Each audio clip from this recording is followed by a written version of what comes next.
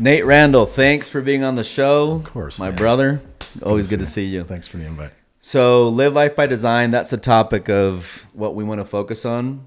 You have a really big, robust resume in my eyes. Like, you've worked at some amazing companies. Maybe start us off. So, from my memory, Callaway's company one, but did you have a company before Callaway, before Nike? How did it work? Yeah. Tell us a little bit about that. I'll share that briefly. I sold printers and scanners. Oh, did you? For Hewlett Packard. Okay. So I did that for a couple of years. That's where I got into golf. I started playing a lot of golf because I could sell more printers and scanners on the course than in a conference room.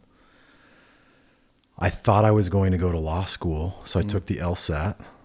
And then driving home from that printer scanner sales job one day, I thought, I don't want to go to law school. I've been married a couple. How long after you took the LSAT did you make that decision? A month. A month Maybe post a month and a LSAT. half. Did So you do well in the LSAT? Average. I mean, good. You could have gotten good. it. I started applying, but I didn't want to do it. And I came home and told my wife, married, 6 months. And she said, well, okay, if you're not going to do law school, then what are you going to do? And I said, well, I love golf. I love sports. So I started applying to Titleist, TaylorMade, Callaway. I lucked out and got a gig at Callaway. So Callaway was my first major corporate gig. Yeah. Cool. And what were you doing at Callaway? Started out, I was training the sales reps on Callaway product. Oh, wow. So if you were the Callaway sales rep for Arizona or Southern California, you'd come into Callaway headquarters. I would take you through all the features and benefits from driver down through putters. You'd get all the operations and systems training, and then we'd take you out to your territory and start to sell to golf courses. Did you love it? Was it fun? Incredible. That's awesome. Yeah. And then after so did you golf a lot at Callaway? Was that part of the job, just taking people to the course, entertaining folks? So it was like dream job then. Newly married, baby girl. Where were you? Where were you located? Callaway was in Carlsbad. Okay. I lived in the Inland Empire about an hour away. Wow. Yeah, we played not every day, but close to every day. That's awesome. Yeah, it was good. Okay, so then post Callaway, you go to Nike? Go to Nike. Okay. And Nike Golf. Okay, so Nike Golf, I didn't know that. Yeah. Okay, so walk us through the Nike experience. Yeah, so I was in the golf business total for over 10 years. When I left Callaway Golf, I went to Nike. When I got there, shortly after, Tiger's life fell apart. So I was there when he hit the fire hydrant, his wife put the iron through the back window, everything came out, and we had to manage through the downturn of Tiger, and then eventually brought him back and he started winning again. But that was one of the craziest stretches of my career.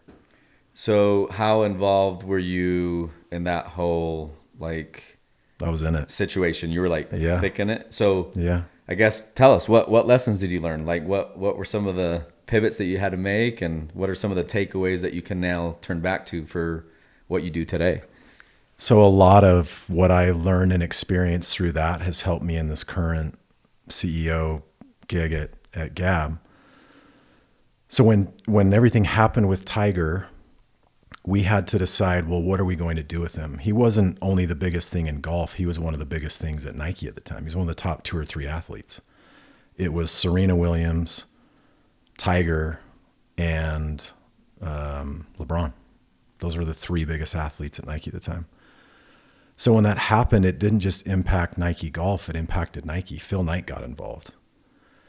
And as he counseled us on what we should do with him and what we shouldn't do, the direction that I loved and learned a lot from is he said, you should go talk to basketball and learn what they did with Kobe. And we don't need to rehash Kobe, but we all know that he went through a tough stretch.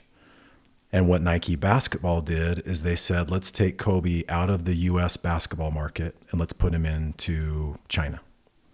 Let's have him tour China. Let's establish his name over there, 18 to 24 months. And then when things have settled, we'll bring him back. And when Kobe came back from China, he wasn't living there, but he went over 4 or 5 times. When Kobe came back, he was an icon again. And we all know how that ended, tragically, unfortunately, but there's murals all over the world now with Kobe. So we learned from them, you can't just act like you don't still have Tiger. He's part of the portfolio, but you got to move him somewhere where there's less pressure on his current life. So we set up a 2-year plan roughly, put Tiger in China, sent him over a handful of times. He was beloved there. There were, we did events and things with him. There are people 8 to 10 deep at golf courses to see him. And then we brought him back after what we thought was the right amount of time and introduced him back into the U.S. culture by signing Rory McIlroy. And when we signed Rory McIlroy and combined him with Tiger, we did a whole campaign, and it helped ease Tiger back into this market. Wow, that's fascinating. It was crazy. I had no idea. Yeah. That's crazy. Yeah. So how long was your tenure at Nike? And were you always in the golf brand, or did you pivot outside to a different department? Pivoted. So I was in golf I was there 5 total, 4 in golf. And then when Nike signed the NFL deal, Nike took over Reebok's deal, I moved to football and baseball for about a year. Cool. And overall lessons learned, I get the Tiger story, but what other takeaways, what other things did you learn while being at Nike? And then after that, where did you go? So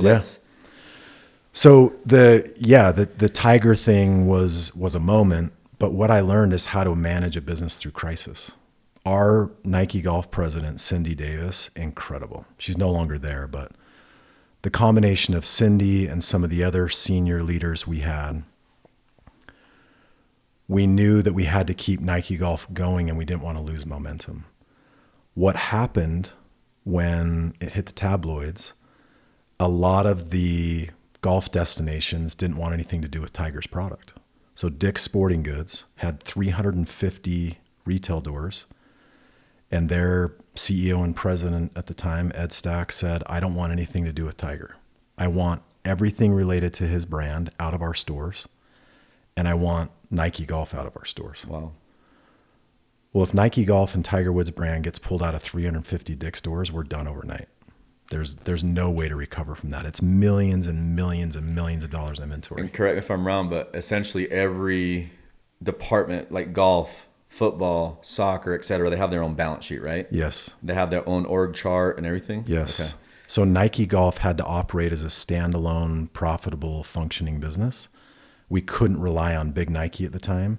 We either had to survive or sink. So we flew to Pittsburgh and sat down with the senior leadership at Dick's Sporting Goods and said, we hear you now, but if you take Tiger Woods brand out today in Nike Golf, when he starts winning again and we're back where we know we'll be, you're going to be at the bottom of the list. We don't care who you are. Oof. It was a intense conversation. So we settled on taking our product out of they ranked their doors A, B, C doors. We took it out of most C doors, out of some B doors, but we stayed in the A doors. Surprisingly enough, Tiger comes back 18 to 24 months later. He starts winning again. And the demand all over the country was, why can't I get more Tiger Woods apparel? Where is it? Come on, let's go. So it was interesting how when he was down, no one wanted a part of it. But when he was back, surprise, everyone wanted a piece. Like, I've always been with Tiger. Yes. I never left the guy. Where's his lids? He was winning. We all know what happened at the Masters when he won. So there was all this energy around him winning again. And when that happens, the rush to retail and e-com for people to buy Tiger stuff is through the roof. So we got it back to that point, and then I had an opportunity to go to football, and I went to football. But managing through that, Nike Golf on the brink of shutting down, and now it's dominating. I mean, it is. How close was it to a shutdown? Very close. Like 11th hour close. If we would have been removed from all the Dick's Sporting Goods doors, we would have been in trouble overnight. So what was the anticipation on your flight to Pittsburgh? Like, how was it? How were the feelings with the team? Our president, Cindy Davis, calm. We're going to figure this out. We're Nike. We'll figure it out. I was scared to death. I thought, I just moved my family to Portland. I don't have any family here. I've been here maybe a month, 2 months. If Nike Golf goes south and I can't get on with another category, I'm going to be tucking my tail and going back to Utah. But we pulled it off. She's one of the greatest leaders I've ever worked with. What made her such a great leader? Calm. Just calm, cool, collected. Work through it. We've been here before. We'll be back in this position. There's going to always be challenges, She brought the right people with her. She didn't have to be the hero in the room. She let everybody have a piece. And then when it was time to close the deal or make a decision, she made the decision. That's amazing. That's a great story. Incredible leader. That's crazy. So now you leave Nike and you go where? Vivint. Okay. So if it was my choice, Nike is the greatest experience in the world. If you were 35 and single, I can't imagine that I'd want to work anywhere else. You get access to every sporting event. You get to meet some of the most incredible business leaders in the world. It wasn't right for my family. Just the hustle, the bustle, how busy it was, everything. I became a Pace of life. I became a FaceTime dad. And I justified being away With because one day. It's work, right? So what happens is you grind all week at Nike and then you leave on the weekend to go to the sporting events. The biggest sports moments in the world happen on the weekends. They don't happen on Tuesdays. Yep. So you grind all week, you jump on a plane on Thursday or Friday, you fly to the Masters, you fly to the Final Four, you fly to the Super Bowl. And then you come home late Sunday night, first thing Monday morning, you go back to the office. Sure. No one's keeping track that, oh, you've been away. You grind. You grind, yeah. Well, after 5 years of it, I now have a couple kids. I'm missing the first T-ball game. I'm missing dance recitals. I tried to justify it with FaceTime walking through New York saying, hey, good luck. I was coming home after Super Bowl 48, New York, Broncos Seahawks. And I wasn't physically sick. I didn't have a cold, I didn't have a flu, but mentally I was so sick. I didn't have anything left. And I got home in Portland and I said to my wife, I'm going to say this out loud now because I probably won't say it 20 minutes from now. I got to leave Nike. It wasn't Nike's fault. It was my fault. I wanted to be there my entire career. I loved it too much. And if I didn't separate myself 5 years in, 15 years in, I was going to regret it. I wanted to be an engaged, present dad. And I knew if I stayed there with how much I loved it, that it was going to consume me and I had to get out. Wow. So, wow. That's that right there. That's a great story to learn. We have a lot of young entrepreneurs watching, and I say this all the time, but success without fulfillment is life's ultimate failure. Yep. So you can be super successful at Nike, Vivint, Callaway, whatever, but if the home isn't right, and if you're not right, and if you're not living what you truly want to live, which is really family, then none of it's worth it. It's just not. If all you're chasing is the money, that's all that's there, right? If all you want is fame and glory, like all you'll have is money. And some, like they say, some people are so poor, all they have is money. Family's way more key, way more important. Yeah, here's what I realized about myself, and I was extremely embarrassed when I came to the realization. I loved going to the barbecue in our Portland neighborhood. We're flying home to Utah to hang out with college buddies at a Utah game on the weekend. And wherever I was in the room, it didn't matter where someone worked, I had the coolest gig in the room. I did.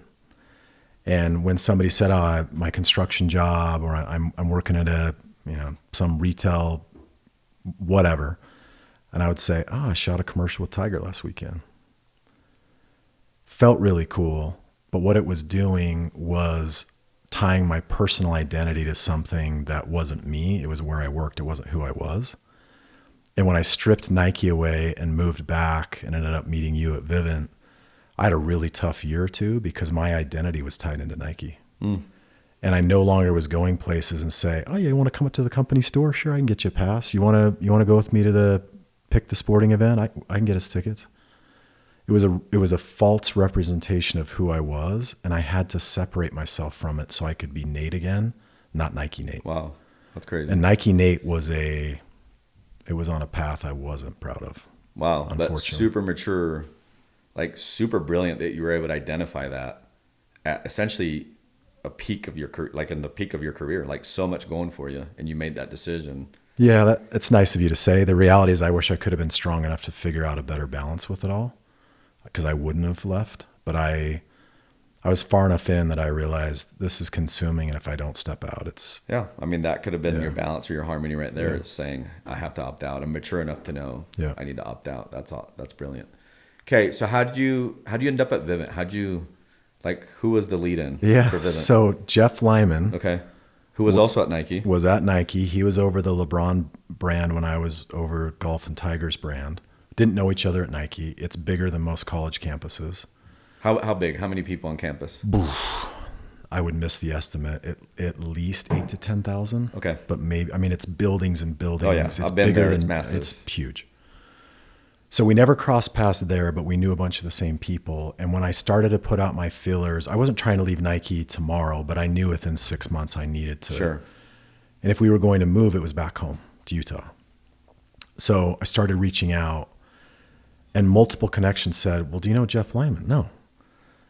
Got on a call with him within 3 or 4 days. I flew to Provo, met with him. He was, I believe, the CMO at Vivint at the time. He said, hey, I've got this VP, SVP leadership role in the marketing team. Do you want to come be a part of it? And he and I hit it off so well, polar opposites, but hit it off so well. I didn't even really need to know a lot about what Vivint was. I just knew if Vivint had somebody like that. And then I started to meet other people. I was like, this would be perfect for me. This would be a great landing spot to come back home. So we moved home. Now my kids are by family, cousins. They're staying over at grandparents. Everything they didn't have for the first 10 years of their life. And I look back, and we've been back here 9 years now. It is the best personal family decision I've ever made. Brilliant. Okay. So lessons learned at Vivint. Let's go there, and then we'll go to your next landing spot. Vivint is not sports. And I was really good at sports.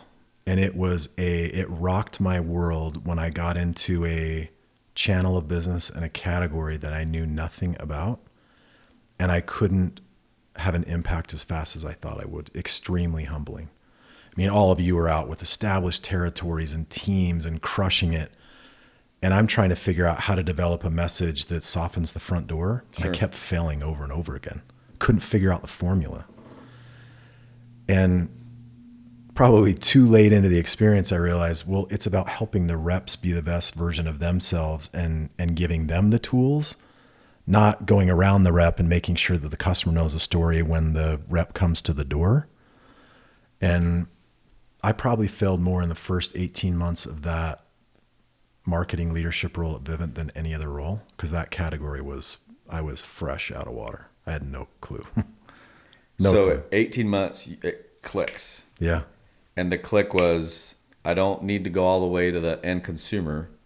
I need to go to this consumer that's an internal customer. Yeah. So that they have better tools to be able to affect. So I started going out with reps. Love it. I went to Fresno. I went to the East Coast. I spent more time on the road in a 3-month stretch, 18 months in, than I had in the previous 18. And I went and walked the streets with reps. I knocked a bunch of doors. I saw how it worked. And then I realized, on their iPads, they need content. And this is clunky. And they're not explaining this. Maybe we can simplify this. And if we made the whole buying process simpler, and if the website said this instead of a bunch of marketing fluff, going door to door with the reps during that stretch where I went and did a bunch of it, if I would have done that the first 3 months, I would have been a lot better at that job. Yeah, what's interesting is just identifying really who your customer is, right? So we did a case study a while back on Google. Yeah. And the professor in the case study session is asking, well, who's Google's customer? And the natural response is the end user, the person on the search engine. Says, no, you guys are mistaken. Google's customer is their engineers. Mm-hmm. Because if Google can take care of the engineers are going to be happy. They're going to write phenomenal code, and they're going to really care about what they're building and writing, and they're going to produce a beautiful product out there. Yeah.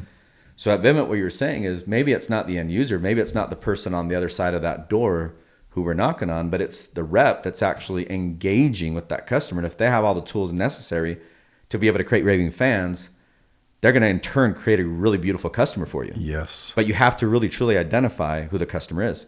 So maybe a challenge for our viewers today is whatever business you're in, maybe ask yourself, what business am I in? What business am I really in? And maybe what business should I be in? Mm-hmm. And ask yourself, really, who's my customer? And it may be who's using your product. It may not be. Yeah. But you have to figure that thing out. So that's brilliant. So that's what you learned at Vivint. And after Vivint, where did you go? Where'd you land next? Utah Jazz. Okay, the Jazz. And the only reason I left Vivint, I mean, Vivint, when I figured it out, was a great setup. I had a great boss. I loved the everything about it. And what was your role when you left Vivint? Your final role? VP of marketing. VP of marketing. Yeah. Okay. Jazz called, hadn't made the playoffs in 5 years at that point. Fan interaction. Did the Jazz call because of the ties that you had with Vivint working with the Jazz? So they knew you Nike intimately? is this hub where if you're at Nike and people are connected to Nike, if you did anything good in that environment, your name's just kind of in the conversation. Of sports. And Because Nike, you were baseball, football, golf, but not basketball, but you still got the phone call. but I knew all the Nike basketball guys Got it. because they'd go to the Masters with us. And so the Jazz were talking to Nike about, do they know anybody in Utah that's connected to okay. sports? My name got brought up. I went and met with the Jazz, hadn't made the playoffs. And they were saying, look, people now care more about University of Utah sports and BYU sports than the Jazz. Oof. That's a problem. That's a problem. I mean, the arena was half empty. It was a tough stretch. Okay, when was this? Like, who was a known player back then? It was Hayward and nobody. Hayward and nobody. Yeah. Okay. I mean, there were different players each season, but for the couple of seasons I was there, Hayward was the leading player. Okay. It was pre-Donovan and Rudy. So I went because I thought, this is my home team. This is a team I grew up loving, and I didn't love it as much anymore because the team wasn't winning. Sure. So I wanted to go be a part of, could we reestablish the Jazz as the leading sports story in Utah? And what was the role that they wanted you to fulfill? SVP of marketing. SVP of marketing. Yeah. Okay. So I led the marketing, the branding, the culture and identity of the Jazz Note and the team, the jersey look, and then all the game operations. So anything that happened within the game, the look of the court, the energy of the crowd, cheerleaders, jazz bearer. Wow. Managed So all that. much that goes into it. Yeah. Okay. Yeah. So when you got that call from the Jazz, was it like, man, this is the Utah Jazz? Or were you like, ugh, they're a losing team, they're a losing franchise, it's an uphill battle. How'd you feel? It was more, it's the Utah, it was my like, team. oh, I mean, I this went is to cool. Alex and Todd, told them to their face, and they're Sure. like, how can you not go do it, man? Well, bro, this is what's crazy. Callaway Golf, pretty cool. Yeah. Nike, pretty cool. Yeah. Vivint in Utah, pretty cool. Yeah. Jazz, okay? So tell me some of the lessons, some of the cool things about the Jazz. What did you learn there? The Jazz was really interesting because it felt like the players didn't even believe the Jazz could win. They'd never say it. You could feel You it. could feel Yeah. it. It was like we're in a losing stretch, and we're a small market team, and add that all up, and it doesn't add up to much. Okay. But there was great people in the front office, Steve Starks, Don Sterling, obviously the Miller family. So they had all the right leadership pieces. The team was just missing some energy. And I felt like our responsibility as a marketing team was to put some energy back into the community. So we started kicking around concepts of what could we do that would make the energy around the team bigger than winning? Is that possible? Even when we're losing, can we be winning? We started whiteboarding. We had this agency in with us, and we started coming up with hashtags. We had 100 of them up on the board, and there was this one hashtag that said "TakeNote." We were like, man, that's got something. You could lose and still take note of a winning moment with a moment in the game where a player dove off the court and into the stands to say that's a take note moment. We may have lost by 4. But there were 5 take note moments in that game that if we keep adding up those moments, we could get some wins. Quinn Snyder, who I know is gone now, is one of the behind the scenes, one of the kindest, most thoughtful, engaging people I've ever met. He didn't treat me like I was on the corporate side of the Jazz and he was on the player team side of the Jazz. He welcomed me to the practice center whenever I wanted. So I called him, went over, sat down and said, hey, we're thinking of this concept that could be bigger than winning. What do you think? And I told him about TakeNote. He was sitting on a couch. I was sitting on a chair in his office, and he put his hand on my shoulder and said, we're doing it. Let's do it. But it has to come from the players. So I went to the practice. The whole team's there. Rudy's now on the team. And as I explained TakeNote, Rudy said, I'll post about it. That was horrible French, but he said, I'll talk about it. Was that your French? That was just now? horrible. Oh. Yeah. That was really bad. He tweets something and puts at the end, "TakeNote," took off. Wow. We didn't have to even say that it was a marketing So, campaign. okay, so hold on. Obviously, you whiteboarded it. Somebody came up with that idea. Quinn, being a brilliant leader, he says, this can't come from you. Yeah, this can't come from the front office. But it's a Vivint thing, right? Any of you executives. Like, take it to the reps, take it to the team. And make it theirs. That way they own it. So I'm just curious, how did the Jazz own it? I get it. But that meeting, something happened where they're like, oh, we can get behind this thing. Like, talk about those intricacies. Relationships. Okay. So they trusted you. They trusted Quinn. Yeah. Quinn treated me with respect and gave me a voice. And I was honored that he gave that to me. And I didn't shy away from it. And he was so open. And I went over. He couldn't have been more supportive. And when he said, I want it to be the teams, that's where it could have fallen apart if the corporate side of the Jazz and the team side of the Jazz said, no, this is a marketing campaign. We'll do this. You follow along. You run the team. I'll run the marketing. Yeah. But it was so cool the way it came together that when we shared it with the players and it became theirs, then it became the fans. So hold on. Do you feel like in that meeting the players said, we got this thing? Rudy did.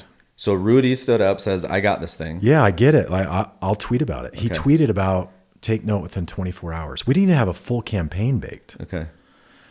I mean, we knew that we'd probably throw it up on a billboard. We knew that it would probably end up in a commercial, but it's not like we had some perfectly baked thing. But when Rudy puts it out and fans start saying TakeNote, and 8 years later, it's still the theme of the team. It tells you that it was bigger than winning. It's now become, wow, that's brilliant. It's like the anthem of the Jazz. I love now that was not all me. I had a ton of people on the team.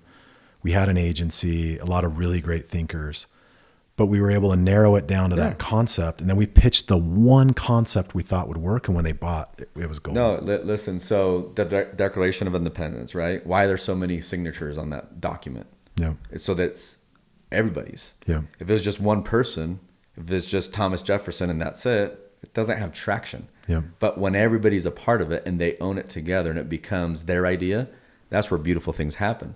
So that's a brilliant leadership move on y'all's part where you took it, you created it as a team, everybody's collaborating, like best idea wins. You never bring an umbrella to a brainstorm. You come up with the hashtag, you take it to the proper authority so he doesn't feel like you're bypassing him.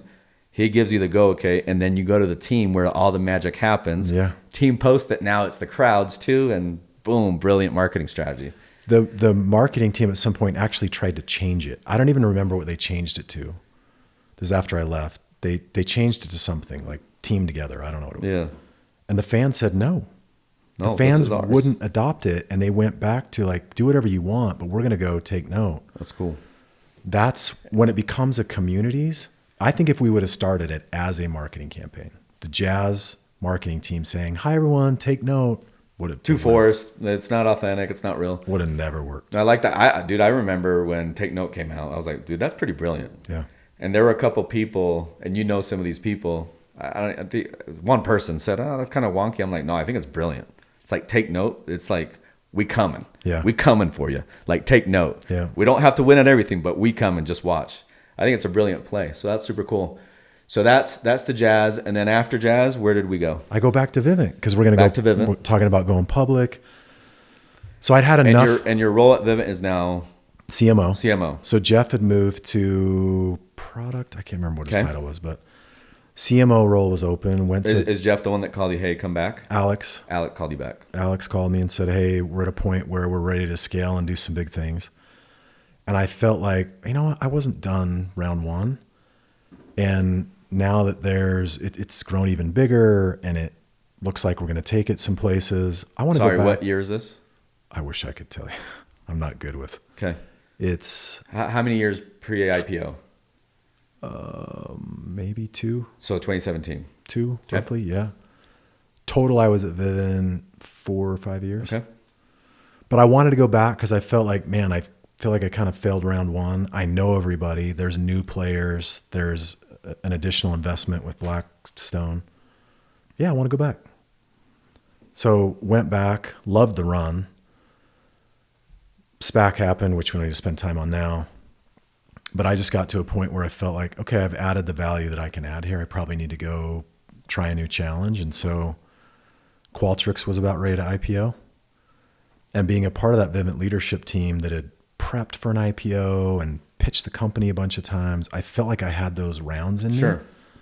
So I went to Qualtrics and got to be a part of that executive team that helped prep and take it public. And was the role at Qualtrics in the marketing department as well? So I was over the marketing for the Americas. They had a CMO at the time, great guy, but we had a take it to market team or an IPO team that I was on. Got to take it from start to finish all the way through to the actual day when we went on the market. So it's awesome. So 2 IPOs, the Jazz to have some swagger. Yeah. The rebirth of Tiger. He was probably more famous on the comeback than he was before that incident, right? I'm sure when he won the Masters after the comeback, that was it. I've watched that. I don't know how many times, but every time I go back and watch that Sunday round, it's as if I've seen it for the first time. That cool. Was incredible. That's like my wife watching the World Cup final for like congratulations 160 times. I'm sure. And every time she watches it with me, she still holds my hand tightly. I'm sure. Are we going to win this thing? Yeah, and cries and shakes and gets nervous as if it's the first time she's watching it. Yeah. Okay, so post Qualtrics now. So you take them IPO, and now you are where? So I'm at Qualtrics. I'm good. We've gone public. It struggled a little bit out of the gate. I thought I'd be there for a stretch. I go to a Silicon Slopes summit. Sure. Somebody comes up to me, starts talking to me about Gabb, and in the first 30 seconds, like, wait, what? It just made so much sense to me. I have 4 kids. We've given tech to our kids too soon. If you don't mind, what are the ages of your kids at the time? At the time when I started at Gabb, 18, 13, 10. You're in it. Yeah, you're in it. Especially with the 10 and 13-year-old. But our oldest, not to her fault, we just gave her a phone too soon and some things happened. And I just always knew there was a better way. And as Gabb was being explained to me at this Silicon thing, in 30 seconds, I was like, that is a winning idea.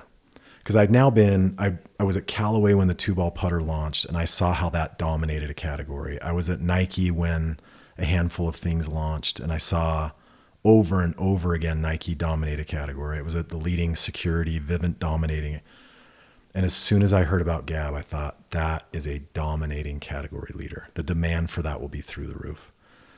So I didn't leave Qualtrics immediately to go to Gabb. I started advising 1 night a week for the senior leadership team at Gabb. I was helping with the billboards and just giving some thoughts on positioning. And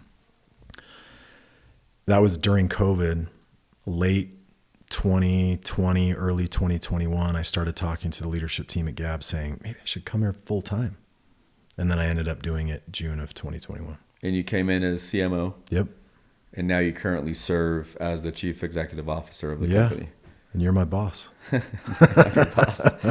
How's that journey been for you? Just being CEO, lot of learning. Like, talk to us about that.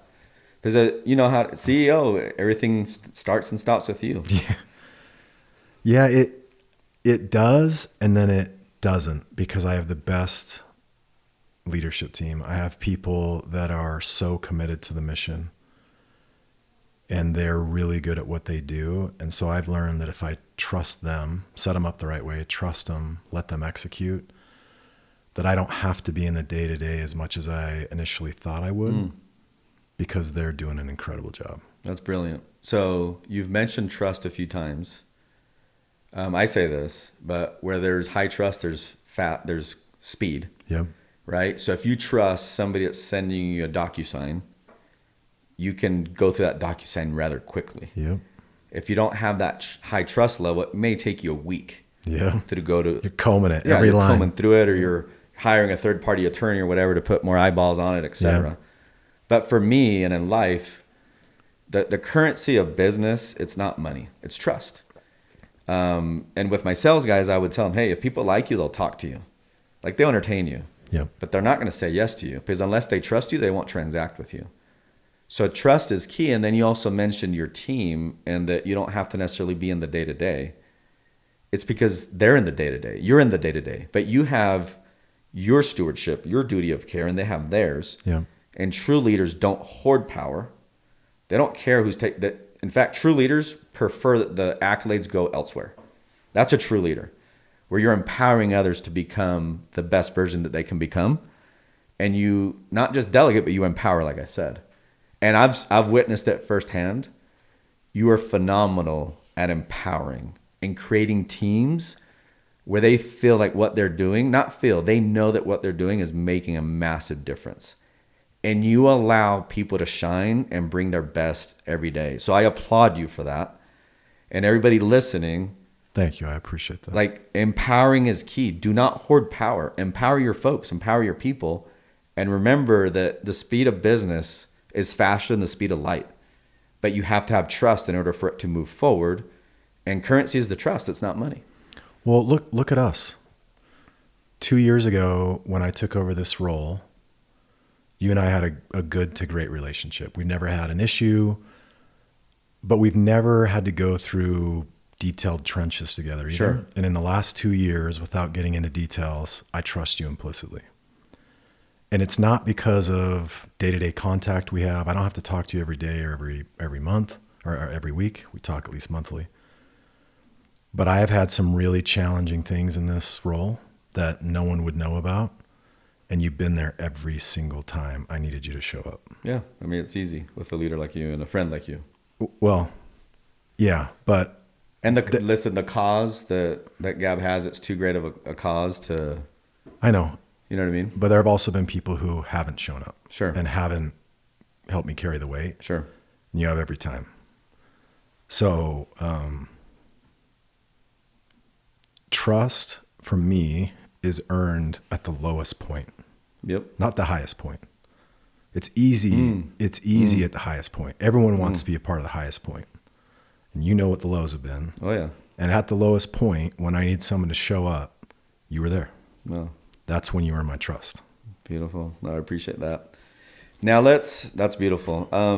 Let's talk a little bit more now about family. I know you're a massive family guy. What lessons have you learned in being a dad? And you have one of your kids that's doing a service mission. Yeah. Are they in a different country? Yeah. So she's in Manchester, England. She comes home in a month. England. Oh, wow. Yeah. Wow, that was quick. Yeah. Crazy. Yeah. So I'm sure it's been tough to have her gone. I'm sure she's daddy's little pride and joy. Yeah. And then you have your other kids. How are you a CEO and so connected with the community and still able to be such a great dad? How do you view that? How do you harmonize all this? I lost my mom when I was 9 to a car accident. And that for me was too much loss too soon. And I learned how precious life is. My biological dad quit on our family when he was 5. Walked out, didn't pay child support. So when he quit when he was 5, and then I lost my mom at 9, by the age of 9, I had lost both biological parents. Okay, you said who was 5? You were 5? I was 5. Okay, so he my quit. My biological dad quit, walked out. So when you were 5, he's out. Gone. I haven't seen him since I was 5. Okay. My mom she's on her own. We have next to nothing. She raises myself and my baby sister for 3 years by herself. Yeah. She gets remarried. Her and my stepdad have my little brother. So I have a baby sister and a baby brother. Well, baby, she's 45. He's 40. So I have 2 siblings. My mom is happier than I've ever seen her. My mom and my stepdad are building a new house together, and she gets in a car accident, passes away. So I got raised by... Was she the only one in the car? Yeah. I got raised by my stepdad, my second dad, who's now my real dad. I think heroes tossed around too casually. He's the only hero I have. I have a lot of people I look up to. I have a lot of mentors. He's your hero. Only one. So from those life experiences, both parents gone by the time I'm 9, and then I'm raised by somebody I didn't even really know at the time, who's now my greatest gift in life. By the time I got to being a dad, I thought all my trials were over. I was like, I'm sure I'll have some hard stuff. Kids are tough. Making money's tough. But I lost my parents by the time I was 9. What else could happen? And then my wife and I have our first kid, no issues. She's 2 at the time, Ella, our oldest. We go to deliver our second child, full-term birth, all 9 months, delivery day, walk in, and there's no heartbeat. So I buried my mom when I was 9, and then my wife went through a 18 to 20 hour delivery of a full-term baby girl named Kate. I got to hold her when she came out. She just wasn't breathing. Chubby cheeks, 10 fingers, 10 toes, perfect. But we lost her during birth. So I had to fly back we were living in California at the time. I had to fly back to Utah and bury my second child next to my mom. The wake-up call of all of that, of life doesn't deliver trials and challenges in moments and then you move on and they don't happen. They just keep coming. And you've either got to be somebody who digs in and weathers them or falls apart during them. And after digging through losing my kid with my wife for 10 years, we almost got divorced it was a tough stretch. And I'm at a point in life where I've decided to simplify a lot of the chaos, and I have what I call non-negotiables. And those non-negotiables happen every Sunday night. I sit down with my family, or I have individual conversations, and I say to my kids and my wife, what's most important to you this week? I don't care what it is. Whatever they give me, and they know I can't be at everything, but depending on what they give me, my son will say, being at this tryout's the most important thing. My daughter will say, skip the choir concert, but come to my play. My wife will say, I got a girls' night out. I need you to pick up carpool. Whatever their non-negotiables are become mine, and I don't ever miss those. I can't be to everything, but I won't miss a non-negotiable. Wow. I've even said to our board before, Sure. Hey, can we move? I can't. My son has a basketball game tomorrow at 2:30 at X Junior. I'm not missing it. Yep. I'm not missing it. So I've simplified trying to have this perfect work-life balance, which is impossible, down to these non-negotiables. I lock them in on Sunday night, and I won't miss them no matter what happens during the week. Okay. Work cannot interrupt those. That's incredible. That's those beautiful. Non-negotiables. When did you start that? It's been over the last 10 years, but I kept trying to fight this work-life thing, and I always felt like I was failing. And when I said, I just got to pick the moments that really matter to them, not the ones that I think matter, or the ones that I think will check off that I'm a great dad. My son has 10 things this week. I can't beat all 10, but if I make the top 3, does that? Yeah. And I started seeing those add up and matter. And over the last 5 or 6 years, I've been doing it. And it's been a game changer for me because I'm hitting 100% on the non-negotiables. That's great. I won't miss them. So I get this question asked all the time. It's how do you create a work-life balance? My response is there's no such thing. I don't believe in it. It doesn't exist. It's rarer than a unicorn, rarer than Bigfoot. So it's all about work-life harmony. You have to harmonize with time. You have to harmonize with your non-negotiables. You can't. Balance suggests equilibrium, and it just doesn't exist in life. It's just a false pretense. So that's a beautiful lesson. So your non-negotiables, they give you lists, then you say, I will be there for this, and hell or high water, you're there. Put them into the calendar. Ask anybody at Gabb, and I let them do the same thing. If I tell my co-pilot Quinn or our board or whoever it may be, Tuesday, 2 to 4:30, I'm at this thing with my kid. Yeah, that's great. I'm not changing it. It doesn't matter what we can be a code red issue at work. I'll deal with it right after. I'm not missing this. That's good. So it allows me to show up, be fully present. I've already told everybody that matters that I'm out for 2 hours. This is what I'm doing. And then I can go and pour into whatever that is. And then as soon as I'm walking out of whatever that non-negotiable is, the stress pours back on and I'm back in it. But I'm not missing what matters most to my kids. And do you feel like your team at Gabb, have you been able to help them with this work-life harmony as well? And say, hey, we're here to protect kids. We're here to protect them from the predators that are out there. Family is key. Family's number one. Yeah. Make sure that you make your family a priority. Do you feel like that culture permeates throughout your organization as well through your leadership? I hope. I tell them all the time. I often have to have the conversation of, well, wait a minute, I thought you told me that your kid, but you got to go. Because I've noticed when you're talking with the team, I've said, no, you need to go to this. Hey, make sure you take some time off. Hey, make sure that you're with your kids. Like I've seen it from afar. So I was just curious if you had some systematic approach to make sure that they're making sure that those priorities still stay as the priority. I use the one-on-ones. I religiously try to make sure those happen weekly. And in the one-on-ones, even if it's 90% work, I take 10 and say, what's going on with the family? And inevitably somebody will say, oh, my daughter has, just started playing junior high basketball, or my kid's got a science fair. And I'll say, have you blocked off the time to go do that? No, we're busy. You need to go. How many bosses or CEOs do that? Probably not very many. I'm not missing mine, so I can't. But you know what I'm saying? Expect, just the vision that you have and the leadership capabilities that you have to be able to have those conversations. Because again, these folks, they're your customers, right? Yeah. Like we talked about previously. And if you can take care of your customers, they're going to take care of the end consumer. They're going to take care of the business. Yeah. But if their harmony isn't right with their home front, they're not going to be very good in the C-suite. Yeah, exactly. So I love that. Yeah,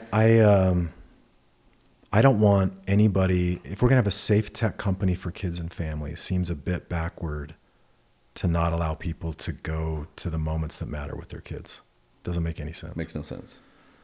So I tell them, you can't beat everything, but you pick the moments that matter to your kids or you, and then don't miss them. And what happens is when they come back, since they're able to fill that tank, they come back and they crush it. Yeah. Right? Because those defining moments in life, they're present for them. I think that's brilliant.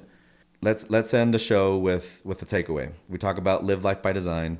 So in the whole person paradigm, whether it be spiritual, physical, social, intellectual, what's a takeaway that you can leave us with as we sign off today? People first, always. I'm trying to live my life in a people first with my family, in a people first at work. And every time I have put people first, I end up being a part of a winning thing every time. When I don't do that and I lose sight of how important people are in every aspect of life, something goes south. So people first, and whatever that means to you, and it's meant a lot of things to me, prioritizing the goodness and the mental health and the well-being of people always creates wins. Beautiful. Yeah. People are assets. Yeah. Things are really not. Things are tools of production, but people are true assets. So yeah. Appreciate your leadership. Appreciate you being here on the show today. Thanks for everything you do. You're one of my favorite human beings ever. So thanks, man. Much love to you. Much success to you and your family. Thank you. Thanks for being on today. Much love.